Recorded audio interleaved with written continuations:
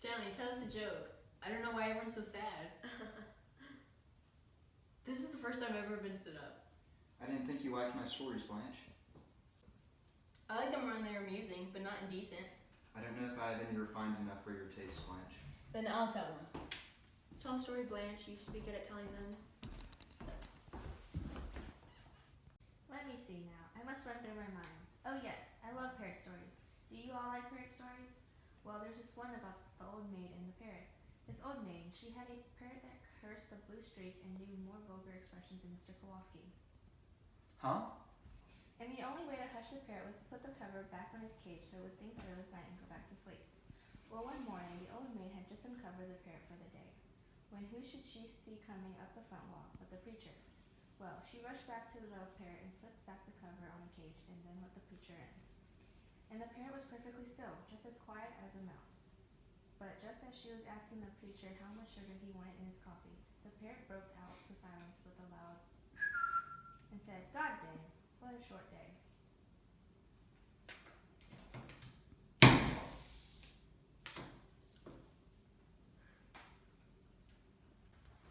Apparently Mr. Kowalski is not amused.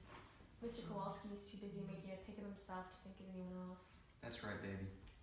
Your face and fingers are disgusting and greasy. Go wash up and then help me clear the table. That's how I'll clear the table.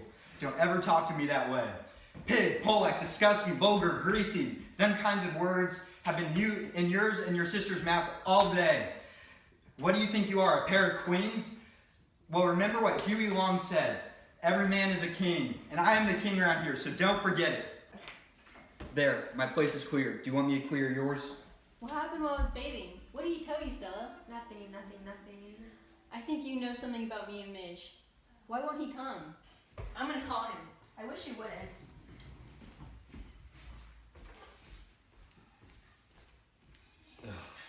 I hope you're pleased with your doings. I've never had so much trouble swallowing food in my life. Look at that girl's face and empty chair. Hello, Mr. Mitchell, please. Oh, I would like to leave a number if I may. Mongolia 9047. And say it's important to call. Yes, very important.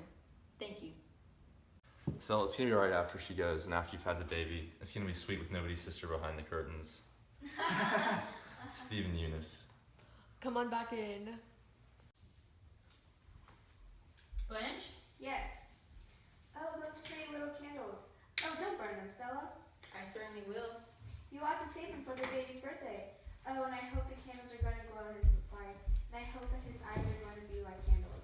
Like two blue candles lighted in a white cake. What poetry.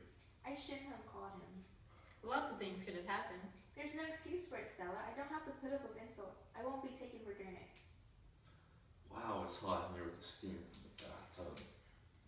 I've said sorry 3 times. I take hot baths for my nerves. Hydrotherapy, they call it. You healthy Polak, without a nerve in your body, of course you don't know what anxiety feels like. I'm not a Polak. People from Poland are Poles, not Polacks. But what I am is 100% American. Born and raised in the greatest country on earth and proud as hell of it. So don't ever call me a Polak. Oh, that's definitely for me, I'm sure.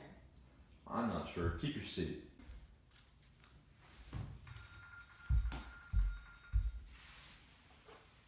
Hello? Hello, Mac? Oh, get your hands off me, Stella. What's wrong with you? Why are you looking at me with that pitying look? Quiet in there. We've got a noisy woman on the place. Go on, Mac. At Riley's? No, I don't want to bowl at Riley's. I had a little trouble with Riley last week. I am the team captain, aren't I? Alright then. We're not going to bowl at Riley's. We're going to bowl at the West Side or the Gala. Alright, Mac. See you there. Blanche, I've got a birthday present for you. Oh, have you, Stanley? I wasn't expecting any. I don't know why you, Stella, wants to observe my birthday. I'd much rather forget it when you reach 27.